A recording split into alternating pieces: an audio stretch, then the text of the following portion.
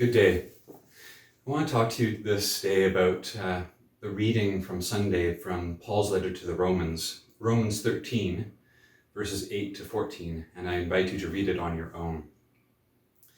In it, it talks about relationships, and one of the things that we have in the church liturgy that is relatively new is the relationship between us and God and creation.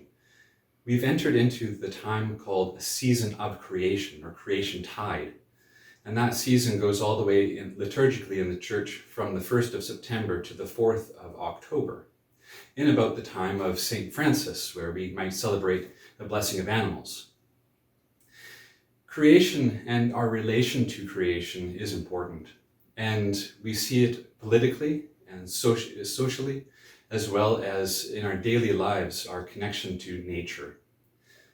Many of my videos in the past have featured some factor of nature, whether it's the song of birds or cicadas, or the wind. Nature is, of course, all around us, and our relation to nature is important. But waking up to those relationships is also important, because we can turn a blind eye, or we can forget certain parts of us that are important to realize. I'd like to tell you a bit about myself too today, because it's often I'm talking to you about how I interpret something in the Bible, but maybe you haven't had a chance to meet me.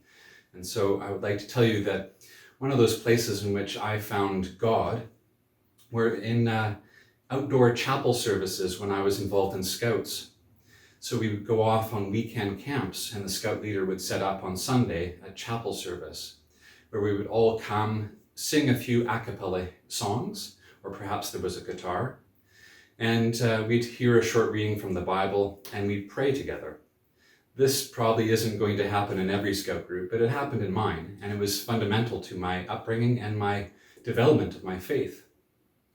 To be sat in the woods on the rough ground or on stumps gave me a very close connection to the natural world.